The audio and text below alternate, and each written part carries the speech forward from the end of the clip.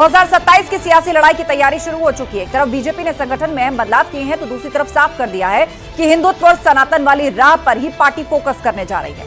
कुंभ, काशी, अयोध्या से लेकर संभल तक बीजेपी का स्टैंड बिल्कुल क्लियर है। उधर संभल मुद्दे और आरएलडी की साझेदारी से बीजेपी पश्चिमी यूपी साधने की तैयारी में है। समाजवादी पार्टी ने भी संगठन से निष्क्रिय पदाधिकारियों को बाहर करने की तैयारी की है और 2027 में मेन फोकस पीडीए पर ही होगा। मायावती ने भी लगातार डूबती बसपा के संगठन की सर्जरी की है, लेकिन कोई साफ प्लान अभी तक नजर नहीं आया है। कांग्रेस भी सभी सीटों पर तैयारी की बात कह चुकी है।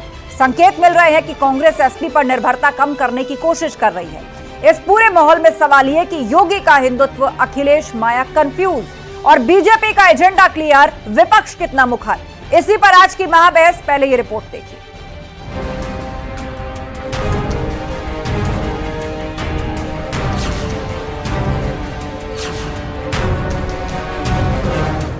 योगी का हिंदुत्व, अखिलेश माया कंफ्यूज। वही लोग हैं जिन्होंने अयोध्या में राम मंदिर का विरोध किया। ये वही लोग हैं जो गौ तस्करी में लिप्त थे और गौ हत्यारों को प्रश्रय देकर के उन्हें सत्ता में भागीदारी बनाते थे। ये वही लोग हैं जो बोलते हैं कि भारत कभी विकसित भारत नहीं हो सकता। आपस में जो हम मिलकर के रहते हैं, जो हम एक दूसरे का सम्मान करते हैं, दुनिया में कम देश होंगे जहां पर इतने धर्म, इतनी जाति के लोग एक साथ रह रहे हों। और भारतीय जनता पार्टी को वो पन्ने इतिहास के पलटने चाहिए। बीजेपी का एजेंडा क्लियर, विपक्ष कितना मुखर।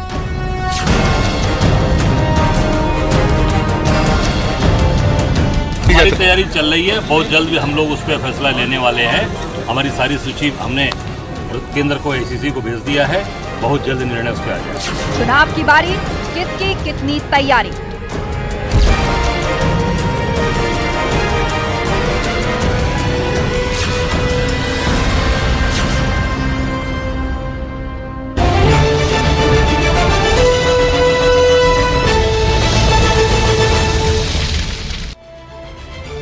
और वक्त महाबहस के सवालों का, जिन पर फोकस है आज की डिबेट। तो पहला सवाल आपके सामने रख रहे हैं, योगी का हिंदुत्व, अखिलेश माया कंफ्यूज। बीजेपी का एजेंडा बिल्कुल क्लियर है कि वो हिंदुत्व की लाइन पर ही आगे बढ़ेगी, लेकिन समाजवादी पार्टी और बसपा क्या कंफ्यूज है, खास तौर पर बहुजन समाज पार्टी, क्योंकि अभी तक पार्टी की कोई ठोस रणनीति क्लियर नहीं हो पाई। बीजेपी का एजेंडा क्लियर, विपक्ष कितना मुखर, यह महत्वपूर्ण सवाल है। और इसके अलावा सवाल ये भी, चुनाव की बारी, किसकी कितनी तैयारी। बहुत जल्दी उत्तर प्रदेश में चुनाव आने जा रहा है। 2027 अब ज्यादा दूर नहीं है और लगभग 1.5 साल के आसपास का वक्त रह गया है।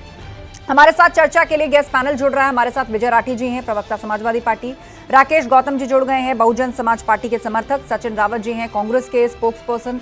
डॉक्टर परमवीर हमारे साथ हैं, राजनीतिक विश्लेषक। आप सभी मेहमानों का बहुत बहुत स्वागत है। और अब से थोड़ी देर बाद बीजेपी के भी स्पोक्स पर्सन हमारे साथ होंगे। हमारे साथ कौशल कांत जी होंगे। तो चलिए शुरुआत करते हैं विजय राठी जी से। विजय जी, बीजेपी की तरफ से बिल्कुल क्लियर है, आप मुद्दा उठा करके देखिए तो चाहे वो कुंभ की बात है, अयोध्या की बात है और संभल में जो कुछ चल रहा है कि वो हिंदुत्व की लाइन पर आगे बढ़ेगी। आप लोग पीडीए की बात करते हैं, बहुजन समाज पार्टी है, आप भी संगठन में फेरबदल करने जा रहे हैं, बसपा भी इसकी तैयारी कर रही है, लेकिन अभी कुछ क्लियर नहीं है कि किस रणनीति पर आगे बढ़ेंगे। क्या साथ रहेंगे, अलग अलग लड़ेंगे, किसके अलग रहने या साथ रहने से नुकसान ज्यादा होगा, क्योंकि दिल्ली का उदाहरण हमारे बीच में है। देखिए आस्था जी, जहां तक रणनीति की बात है, समाजवादी पार्टी की रणनीति कह लीजिए या जो भी हमारी तैयारियां, वो बिल्कुल साफ है। और हमारी तैयारियां विकास के ऊपर है, पिछड़ा, दलित, अल्पसंख्यक और वो ऐसे अगड़े भाई हमारे जो भारतीय जनता पार्टी से परेशान है, उन सबको मिलाकर के उनके सम्मान की, हक की लड़ाई है। हम लोग जहां बिजली पर, पानी पर, सड़कों पर और अस्पतालों में जहां आपने बदहाली है व्यवस्था देखी, उस पर, महंगाई पर, बेरोजगारी पर, इसी पे हम लोग लड़ेंगे। संविधान को बचाने की लड़ाई जो 2024 में हम लोगों ने लड़ी थी, उसी पे हम लोग रहेंगे। और जहां तक भारतीय जनता पार्टी की बात है, तो भारतीय जनता पार्टी की बात जब आप कह रही है हिंदुत्व पे, मैं उसको नहीं बोलता कि हिंदुत्व पे। इनकी जो निशाना है, इनका निशाना रहेगा दंगे पर, इनका निशाना रहेगा लड़ाने पर, इनका निशाना रहेगा बांटने पर, इनका निशाना रहेगा हिंदू मुस्लिम पर, पाकिस्तान अफगानिस्तान पर। ये क्लियर है, इन्होंने बता दिया। और पिछले कई महीनों से हम लोग देख भी रहे हैं कि जिस गियर में गाड़ी चला रहे हैं, वो गाड़ी विकास के रास्ते पे नहीं जा रही। वो गाड़ी रास्ते को अंधेरे की तरफ लेके जा रही है। इस देश के नौजवानों को मैं अभी देख रहा था 4-6 दिन पहले, किसी बड़े भारतीय जनता पार्टी का भाई या नेता मैंने सड़कों पर उल्टे सीधे नारे लगाते नहीं देखा, लेकिन इन्होंने उत्तर प्रदेश के नौजवानों को, जिन्हें नौकरी करनी चाहिए, जिन्हें अपने घर में रह करके कोई व्यवसाय करना चाहिए, उनको इन्होंने सड़कों पे उतार दिया उल्टे सीधे नारे लगाने के लिए। ठीक है, लेकिन कौशल कांत जी हमारे साथ बीजेपी क्या कोई बड़ा उनका बेटा या भाई नहीं है उसमें। ठीक है, डॉक्टर कौशल कांत जी बताइए, समाजवादी पार्टी जो कि यूपी में मुख्य विपक्षी दल है, उसका कहना है कि हमारा फोकस पूरी तरह मुद्दों पर है और आप लोग हिंदुत्व की बात करते हैं, लेकिन वो कह रहे हैं कि हिंदुत्व नहीं, आपका फोकस दंगा है। कैसे समाज को बांटा जाए, कैसे तुष्टीकरण किया जाए, कैसे माहौल खराब किया जाए? आस्था जी, मुझे लगता है अबू आजमी ने बीजेपी ज्वाइन कर लिया, तभी वहां पे वो दंगा कराने की कोशिश कर रहे हैं। हमारे कहने पे ही वो औरंगजेब को अपना शीर्ष नेता मानते हैं और उनसे भी ज्यादा छाती चौड़ी करके तो अखिलेश यादव जी औरंगजेब के साथ खड़े होते हैं, पहला। दूसरा, देश के आक्रांताओं के साथ गाजी, मतलब समझते हैं आस्था जी, गाजी की उपाधि उसे दी जाती थी जो इस्लाम के नाम पर दुनिया में घूम घूम कर काफिरों का, हिंदुस्तान की अगर हम बात कर ले तो वहां पर हिंदुओं का जो गर्दन काटता था उसे गाजी कहते थे। वो सलार गाजी के साथ खड़े होंगे। वो लोग उसको मना नहीं करेंगे जो लोग सनातन को गाली देते हैं, सनातन को डेंगू, मलेरिया, एड्स, पता नहीं क्या क्या कहते हैं। वो लोग उसको भी मना नहीं करते, उस पर भी कभी विरोध नहीं करते हैं। जो लोग कहते हैं कुंभ फालतू है, बेकार है, मृत्यु कुंभ वालों के साथ खड़े होते हैं। तो लकीर तो इन्होंने खींच दी है, अब एक्शन इन्होंने किया है, रिएक्शन जनता देगी ही देगी। हम सबका साथ, सबका विकास, सबके प्रयास के साथ देश के एक एक नागरिक को लाभार्थी योजनाओं के थ्रू विकास कर रहे हैं। केवल गरीबी हटाओ का नारा नहीं देते, 21 करोड़ से ज्यादा लोगों को बीपीएल रेखा से ऊपर लाते हैं। फ्रेजाइल 5 इकोनॉमी से हटा करके हम 5वीं इकोनॉमी बन चुके हैं और तीसरी इकोनॉमी बनाने का वादा करते हैं। दुनिया में जिस तरीके से भारत का स्तर उठ रहा है, आज रशिया भी, अमेरिका भी, यूक्रेन भी, पूरा वर्ल्ड एक आशा की निगाह से देश की तरफ देखता है। हम ये करते हैं। ठीक है, तो यानी कुल मिलाकर आप कह रहे हैं कि हिंदुत्व के साथ साथ जो विकास की बात है उसको लेकर आप आगे बढ़ेंगे। हमारे साथ राकेश गौतम जी भी हैं। तो आस्था जी नहीं दिखाई देती, योगी जी के भाषण में तो कहीं ये बातें नहीं दिखाई देती हमें। अच्छा, एक सेकंड विजय जी, एक बार सभी पैनलिस्ट बात रख लें, उसके बाद मैं आपको काउंटर का मौका दूंगी। हमारे साथ सचिन रावत जी है, कांग्रेस के प्रवक्ता। सचिन जी, कांग्रेस भी अपने अंदर संगठनात्मक बदलाव करने जा रही है, सुन तो हम बहुत वक्त से रहे, लेकिन उसके साथ साथ एक और बात जिसकी चर्चा है कि कैसे समाजवादी पार्टी पर अपनी डिपेंडेंसी को कम किया जाए। तो आप तो एक बार फिर से मुश्किल बढ़ा देंगे अपने सहयोगी की, जैसे दिल्ली में हुआ था। देखिए आस्था जी, संगठन की प्रक्रिया निरंतर चलती रहती है और निश्चित तौर पे कांग्रेस पार्टी 2027 के चुनाव से पहले एक मजबूत, एक सशक्त संगठन लेकर के उत्तर प्रदेश में आने वाली है। और रही बात समाजवादी पार्टी के साथ हम लोगों के तालमेल की बात, निश्चित तौर पे ये सब चीजें जो है ऑन स्क्रीन नहीं बताई जाती हैं। ये सब कहीं ना कहीं हम लोग कमरे में बैठ करके डिस्कशन करके उसके बाद जो चीजें सामने आएंगी आप सब तक पता चल जाएगा। और रही बात जो उत्तर प्रदेश में झूठे हिंदुत्व की जो सरकार चल रही है, मेरे सवाल हैं, आंकड़े अभी कौशल कांत जी ने बड़े बड़े दे दिए। अब मैं 2-3 सवाल इनसे कहना चाहूंगा कि आपकी उत्तर प्रदेश की जो झूठे हिंदुत्व की सरकार को 8 साल होने वाला है।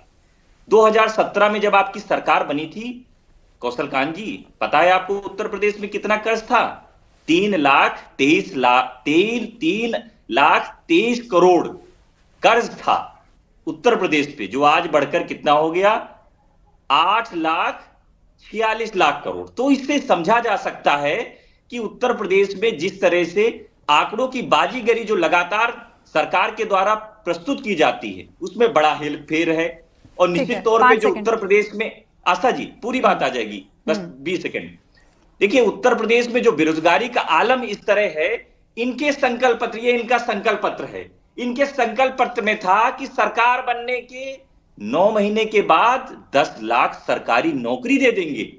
अब कितने महीने चलिए हो ठीक गए है, ये तो आप भी जानती हैं, ठीक है। आप कह रहे हैं कि चुनावी वादे पूरे नहीं हुए, उस ओर सरकार का ध्यान नहीं है। मैं लौटूंगी, लेकिन बाकी पैनलिस्ट भी बात रख लें। मेरे साथ दो और लोग हैं जो अभी बात नहीं रख पाए। राकेश गौतम जी है, बसपा समर्थक। राकेश गौतम जी, इस पूरे 2027 के लिहाज से अगर हम उत्तर प्रदेश के चुनावी मैदान को देखें तो बसपा की तो रणनीति समझ में ही नहीं आ रही है, क्लियर ही नहीं है। सबसे पहले तो ये, आप किसी के साथ लड़ेंगे कि नहीं लड़ेंगे?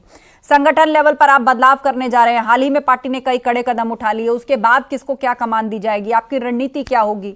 आप मैदान में आएंगे तो इंडिपेंडेंटली कितनी कामयाबी आपको मिलेगी? किसी और की मुश्किल तो नहीं बढ़ जाएगी? क्या समीकरण बनेगा, बिगड़ेगा? ये बहुत कुछ निर्भर करेगा कि आपकी रणनीति क्या है। आस्था जी, बहुजन समाज पार्टी ने उत्तर प्रदेश में 4 बार सरकार बनाई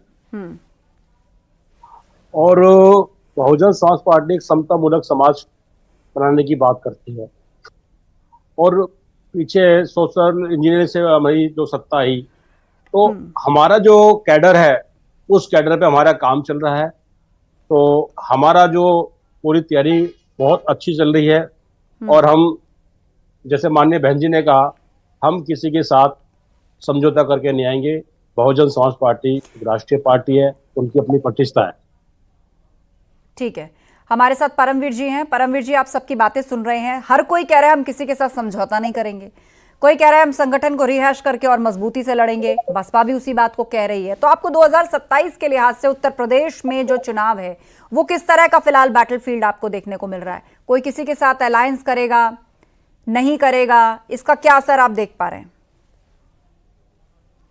हाँ सर जी, देखिए, एक पुरानी कहावत होती है, हाथी के दांत दिखाने के और खाने के और होते हैं। ठीक है, यूपी की एक कड़वी सच्चाई है। यूपी का छोड़िए, अगर हम पूरे देश की भी बात करें, एक सच्चाई है, कड़वी सच्चाई है कि जाति है जो जाति नहीं है। ये सारी बातें जो करी जा रही हैं कि विकास की बात है, कर्जे भी बताए जाते हैं कि फला ने कर्जे बढ़ा दिए, दिखाना कर्जे बढ़ा दिए, लेकिन टीवी डिबेट तक सीमित होती है।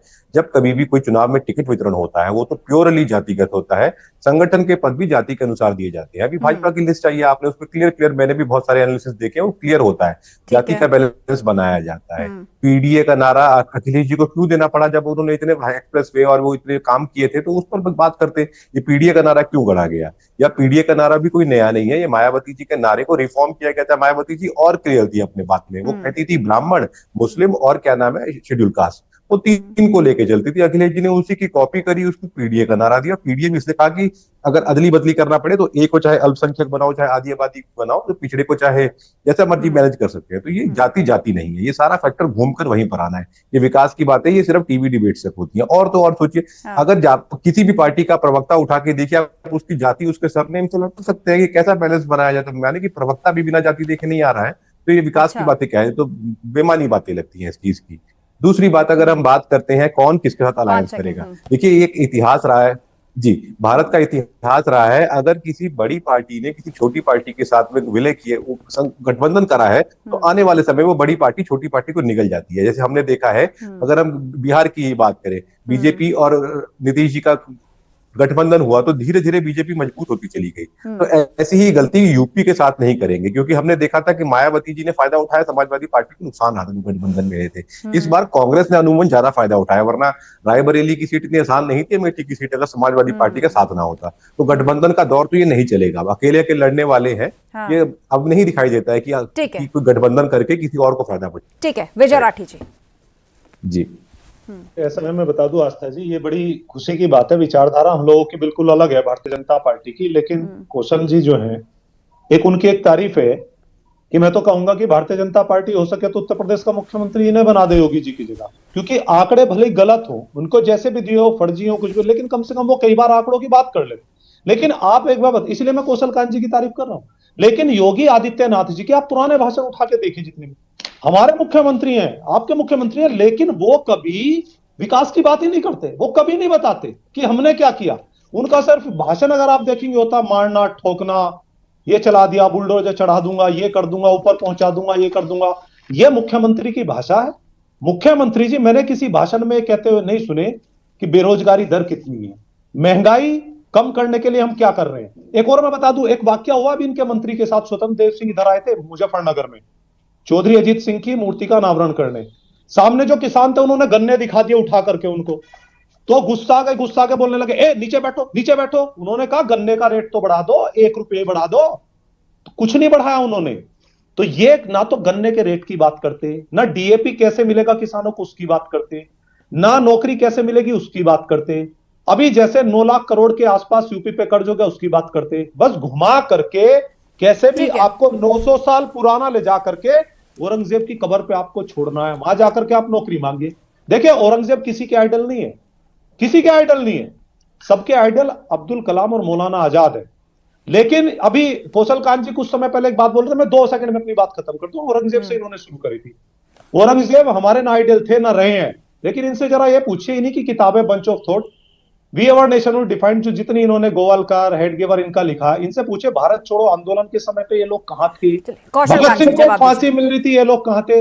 मैं लास्ट का विजय जी अनइंटरप्टेड आपको समय मिला और ज्यादा समय मिला और आपने बहुत सारी बातें रख दी है, मुझे लगता है एक एक करके उस पर जवाब, ये सारी बातें आप लोग करते रहे हैं पूर्व में, आप क्या नया बोलेंगे? बस मेरा लास्ट सवाल ये है कि अंग्रेजों पे ये डिबेट करेंगे नहीं, क्योंकि चलिए कौशल कांत जी ये मैं नया देख रही हूं कि अभी विपक्षी पार्टियों के प्रवक्ता जो आ रहे हैं, खासतौर पर सपा के प्रवक्ता, वो मुगलों से ज्यादा अंग्रेजों का जिक्र कर रहे हैं। वो कह रहे हैं उनकी तो कब्र खोदने की बात नहीं होती है, औरंगजेब की बात हो रही है। आस्था जी, दोस्त को बता दूं कि हमें यह पढ़ाया गया था कि अहिंसा परमो धर्म, बड़ी चालाकी से तुष्टीकरण की राज सत्ता ने उसकी अगली लाइन खत्म कर दी थी। वो देश का नागरिक जान गया है, वो अगली लाइन है कि अहिंसा परमो धर्म, धर्म अहिंसा तथैव च। ये लाइन जब से याद आ गई है देश को, तब से तुष्टीकरण के नेताओं को बहुत पेट में दर्द होने लगा है। कर्तव्य पथ बनाने वाले हम ही हैं, और जितने भी कॉलोनियलिज्म के यानी अंग्रेजों की सत्ता के सिंबल को हटाने वाले हम ही हैं। नवसेना के झंडे से अंग्रेजों का चिन्ह मिटाने वाले हम ही हैं। चिंता न कीजिए, पूरे देश को वैसे ही संवारेंगे जैसा था हमारा देश जब इसे सोने की चिड़िया कहा जाता था और विश्व गुरु कहा जाता था। आज आप विश्व बंधुत्व की भावना से आगे बढ़ रहे हैं, आगे बढ़ रहे हैं और विश्व बंधुत्व की भावना मानने वाले हैं। This is not done. जिन्होंने 20 सेकंड आप देती हैं, अगर इसी तरीके से डिबेट करना है तो अनइंटरप्टेड समय दिया था, कोई नहीं बोल पाएगा पूरे। बोलिए कौशल जी, आप क्या मेरे पास कोई ऑप्शन नहीं बता ना। विश्व बंधुत्व की भावना अरे ये समाजवादी पार्टी के गिरी हुई पॉलिसीज है, गिरी हुई पॉलिसीज है जो सनातन को गाली देते थे, राम को हवा में उड़ाते थे, कांवड़ यात्रा बंद कराते थे, 84 को थी, क्या आप लोग अंग्रेजों से पेंशन नहीं लेते थे? में होने वाली जन्माष्टमी को बंद कराते थे, क्या ये सच नहीं है अंग्रेजों से आप पेंशन लेते थे?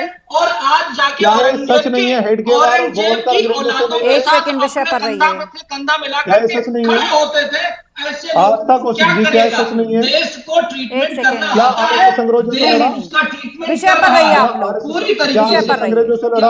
यहाँ दोबारा कोई स्वतंत्रता या स्वाधीनता आंदोलन नहीं छेड़ना है, विषय पर रही है आप लोग। क्या आरएसएस स्वतंत्रता आंदोलन में लड़ा? ये बात जाकर के आप इतिहास पढ़िए, जाकर के इतिहास पढ़िए। इतिहास कौन सा इतिहास पढ़े? स्वतंत्रता संग्राम बोलने आपने कोई नया इतिहास लिखा है? एक सेकंड, ये 1947 से पीछे आप लोग पहुंच गए, आगे आ जाइए, 2025 में आ जाइए। और 2025 की त्रासदी ऐसी है कि यहाँ पर इस दौर में गजनबी, इस दौर में औरंगजेब, इनका महिमा मंडन किया जा रहा है, इनको लेकर पॉलिटिकल बयान दिए जा रहे हैं, चर्चाएं की जा रही हैं। क्यों कर रहे हैं इन पर चर्चा? क्या देश में कोई मुद्दा बचा नहीं है? पक्ष और विपक्ष के पास कोई देश में मुद्दा बचा नहीं है। आस्था जी, देश की व्यवस्था शांत रहिए विजय राठी जी। 7 एम से बढ़ा करके 22 हमने किए, 74 एयरपोर्ट से बढ़ा करके 150 एयरपोर्ट हमने किए, मेडिकल कॉलेज 350 से बढ़ा करके 650 हमने अब आंकड़े सुनिए, विजय जी एक्चुअली सच बताइए, सच झूठ नहीं, झूठ दिशा है, आप बात सुन लीजिए, समय मिल जाएगा समय। तो आज तक ही झूठ बोलेंगे और हम ऐसे बात करेंगे, आप कह देंगे वो झूठ बोल रहे हैं, वो कह देंगे आप झूठ बोल रहे हैं, कोई आधार होना चाहिए ना, कोई आधार होना चाहिए ना। कहाँ बना दिए? ये सारे बातें पार्लियामेंट के अंदर भी बताई गई हैं। कितने एम्स, कितने आईआईटी बढ़े, ये सब ये अंदर बताइए, उसको ना आप खारिज कर सकते ना मैं।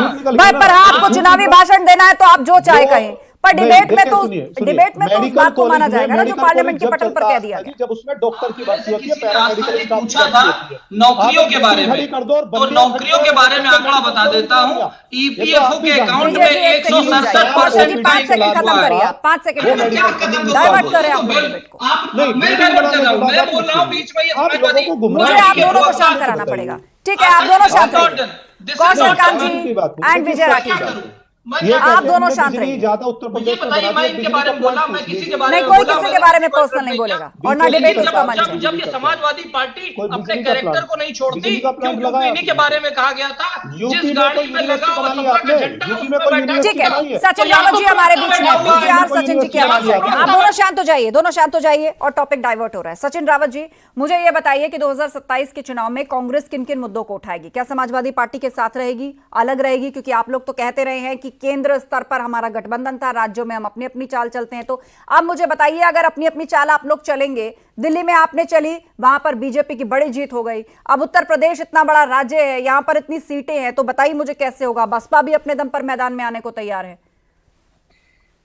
देखिए आस्था जी, कांग्रेस पार्टी जो है सभी सीटों पर तैयारी करेगी मजबूती से, और निश्चित तौर पे 27 के चुनाव के ठीक पहले जो चीजें सामने आएंगी वो सब लेकिन आपको बताई सीटें तो जाएंगी। मनपसंद आपको गठबंधन में नहीं मिलने जा रही, ये तो तय है देखिए बिल्कुल सपा की तरफ से। ये आपने कैसे डिसाइड कर मैंने दिया? मैंने ये आप- इसलिए कह दिया, मैंने ये इसलिए कह आपने दिया, कैसे ना तो decide ऐसा कर दिया, लोकसभा में आस्था जी? आपके साथ हुआ और ना ही देखिए, आपके लोकसभा उसके बाद का जो उपचुनाव चुनाव, हुए उसमें आपके साथ हुआ। विधानसभा का पार्टी की चुनाव, स्थिति आस्था बहुत जी, कमजोर है उत्तर प्रदेश के अंदर आस्था कांग्रेस जी, पार्टी की, तो ऐसे में सपा आपको मनचाही आस्था सीटें तो जी, नहीं देने वाली। बताइए मुझे आप। आस्था जी, मेरी बात आ जाएगी। आस्था जी, क्या है कि लोकसभा का चुनाव विधानसभा के चुनाव में हमेशा ही फर्क होता है, और निश्चित तौर पे कांग्रेस पार्टी इसलिए सभी सीटों पर मजबूती से तैयारी करेगी। और नहीं, रही तैयारी बात, तो आप करेंगे, लेकिन मेरा ये कहना है कि किस रणनीति से उतरेंगे। पूरी बात सुन लीजिए। हाँ, मैं रणनीति तो यहाँ तैयारी तो आपके हमेशा हर प्लेटफॉर्म पे तो पार्टी बता अच्छी नहीं सकता करती हूँ। अब भारतीय जनता पार्टी देखिए कितनी अरे चतुर आस्था पार्टी जी, है। रणनीति तो साफ है सुनिए, ना। अरे सनातन कौशल को भैया, गाली देना। भैया मेरी यही तो बात आ रणनीति जाएगी। है कौशल इनकी। भाई फिर आप कहेंगे कि इंटरप्ट कर रहे हैं। अब भाई देखिए ऐसे ही आस्था डिबेट जी, चल रही थी भाई, मैं माफ करो। आस्था जी, सुन लीजिए। आस्था जी, कौशल भारतीय जी, सुन जनता लीजिए पार्टी इनकी के बात। नेता देखिए हाँ। कितने चतुर हैं। भारतीय जनता पार्टी के नेता इतने चतुर हैं कि चुनाव, बिहार चुनाव है, असम चुनाव, उससे पहले इन लोगों ने औरंगजेब को लेकर के खड़ा कर दिया। नहीं, लाए तो उसे अबू आजमी ना सचिन जी, लाए उसे अबू आजमी। अब एक मुद्दे को एक पार्टी अपनी तरफ से खींच रही है, उसी मुद्दे को दूसरी पार्टी अपनी तरफ से खींच रही है। आप ये देख रहे हैं इलास्टिक किसकी लंबी हो गई, उसे मतलब नहीं है। लाए तो लाए कौन लेकर आया? समाजवादी पार्टी लाई ना, अबू आजमी लाए ना, सीनियर लीडर है सपा के। फिलहाल तो एएसआई ने वहां पर कवर करके लगा दिया, अब किसी को जाने की वहां इजाजत नहीं है। ठीक है, शांत रहिए आप सभी लोग। विजय राठी जी बोलिए। कौशल जी एक सेकंड, विजय जी रिएक्ट कर ले उसके बाद। अबू आजमी जी ने जो बोला उस बयान को उन्होंने वापस ले लिया, और वापस लेने के बाद वो बात खत्म हो जानी चाहिए थी। लेकिन सच्चाई क्या है, ऐसा होता सब है लोग जानते हैं। मुझे बताइए, सच्चाई ये है कि उसी में तो इमारत खड़ी व्यवहारिकता करनी उठाकर देखिए, राजनीति में कभी ऐसा सच्चाई होता ये है, उसी पे इमारत खड़ी करनी है भारतीय जनता पार्टी को। उसी पे इमारत खड़ी करके हिंदू मुस्लिम में बांटना और दंगा करवाना, और फिर कहते हैं यार ये क्या हो गया, फिर कहते हैं अच्छा action ठीक और है, reaction। कौशल जी बताइए, जब उन्होंने अपनी बात पर खेद प्रकट कर दिया या उन्होंने अफसोस जता दिया, तो फिर आपने कैसे इमारत खड़ी की उस मुद्दे पर? अखिलेश यादव ने आज तक कंडेम नहीं किया। अखिलेश यादव का एक ट्वीट दिखा दीजिए, एक स्टेटमेंट दिखा दीजिए। और हमारे मित्र कांग्रेस के बोल रहे थे ना कि बीजेपी के नेता चतुर रहे हैं। अरे आस्था जी, देश की जनता बीजेपी के नेता चतुर है, ये बात तो मैं एक्सेप्ट करता हूँ। बीजेपी का कोई भी नेता पप्पू नहीं है। देश का बंटाधार कर दे रहे उनके नाम पर। आस्था जी, बीजेपी का कोई भी नेता पप्पू नहीं है। कितना करेंगे? ये बात तो सही है। सचिन जी, इसमें क्या करना है? सुनिए, पप्पू नहीं है लेकिन फैक्कू है। फैक्कू तो है ना बीजेपी। वही तो मैं भी कह रहा हूँ। एक सेकंड, आप इस लेवल पर मत ले जाइए ना, इस लेवल पर मत ले जाइए चीजों को। ये सब आप सोशल मीडिया की दुनिया के लिए छोड़ दीजिए। टीवी पर इस तरह की बातें मत करिए आप। समाजवादी पार्टी के प्रवक्ता अगर यही डिबेट चाहते हैं तो अभी पूरे समय इसी तरीके से सुनेंगे और मैं बोलता रहूंगा। एक सेकंड, आप लोगों ने तो यहाँ इतना हल्ला गुल्ला मचा दिया, अभी तो 1.5 साल दूर है चुनाव। तरीके से गुंडागर्दी मचा रखी थी, वही ये बात तो है ना, बीजेपी के नेता जुमले लोग आकर के हर जगह बचाते हैं, उसका नतीजा है कि देश की जनता और प्रदेश की जनता उनको निकाल के बाहर 40 सेकंड मेरे पास बचे हैं। मैं आप सभी लोगों को शांत कराना चाहती हूँ। परमवीर सिंह जी हमारे बीच में हैं, उनका क्लोजिंग रिमार्क रहेगा। नहीं, शांत हो जाइए। आपको अभी बहुत पब्लिक मंच मिलेंगे जहां आप लोग अपनी अपनी बात अपने अपने तरीके से कहेंगे, खूब एक दूसरे को झूठा सच्चा आप लोग करार देंगे। यहाँ केवल फैक्ट्स। डॉक्टर परमवीर जी, आप मुझे बताइए कि 2027 के लिहाज से फिलहाल आपको किसी पार्टी की स्थिति या उसकी रणनीति क्लियर नजर आ रही है क्या? आस्था जी, फेंको और दंगाई तो गूगल बता रहा है बीजेपी के नेताओं को, हम नहीं बता रहे। विजय जी, मैंने आपको एक बात बोली ना, इंटरनेट की दुनिया वहीं तक छोड़ दीजिए। टीवी में केवल और केवल फैक्ट्स पर बात करें समाजवादी पार्टी और सब लोग अपनी अपनी मर्यादा में रहें। कम से कम इतने शिष्टाचार का परिचय दें। समाजवादी पार्टी के लिए मैं नहीं, ग्रुप बता रहा, ग्रुप। एक सेकेंड, वो कोई भगवान नहीं है और वो कोई सर्टिफिकेट देने नहीं बैठा। परमवीर जी, शांत रहिए आप लोग। आलतू फालतू किसी चीज का जिक्र यहाँ पर नहीं होगा, किसी फालतू चीज का जिक्र यहाँ पर नहीं। पीसीआर, परमवीर जी की आवाज ऑन एयर जाएगी। परमवीर आस्था जी, वास्तव में क्या है, नेता सोचते हैं कि आस्था जी, नेताओं को लगता है कि जनता तो मूर्ख है, इसको जैसा परोसेंगे आप माइक लेके बैठिए, बोलिए जो प्रति बोलते हैं, कि ऐसा बात नहीं बनती है। ये कोशिश की जा रही है कोई मुद्दा गढ़ने की। जैसे 2024 के समय पर एक मुद्दा चल पड़ा था कि हमें संविधान बचाना है, वो कॉपी ले लेकर घूम रहे थे। तो ऐसा कोई नेता अगर ये गढ़ पाते हैं कोई इस तरीके का मुद्दा तो काम हो सकता है, लेकिन ये बातें करना, बयानबाजी करना कि आरएसएस ने क्या करा स्वाधीनता के लिए, मतलब आप ये कह रहे हैं कि भाजपा को हराना है तो बहुत ही ठोस रणनीति के साथ उतरना होगा, किसी ऐसे ठोस मुद्दे को बड़ा करना होगा। जैसे लोकसभा चुनाव में विपक्ष को फायदा मिल गया था संविधान के मुद्दे से, लेकिन बाद में उपचुनाव में तस्वीर उलट हो गई। पर अब विधानसभा चुनाव फिर से आने जा रहा है, तो ऐसे में देखना होगा कि किन मुद्दों को विपक्ष जो है बीजेपी के सामने खड़ा कर पाता है। आप सभी मेहमानों का शुक्रिया इस चर्चा में शामिल होने के लिए। तो समाजवादी पार्टी ने भी संगठन से निष्क्रिय पदाधिकारियों को बाहर करने की तैयारी की है। 27 में मेन फोकस पीडीए पर रहने वाला है। मायावती भी लगातार डूबती पार्टी की सर्जरी करती दिखाई दी है, लेकिन साफ प्लान अभी तक नजर नहीं आया। कांग्रेस भी सभी सीटों पर तैयारी की बात कह रही है। इस पूरे माहौल में सवाल यह है कि एक तरफ बीजेपी का हिंदुत्व और विकास, और क्या दूसरी तरफ विपक्ष कंफ्यूज नजर आता है।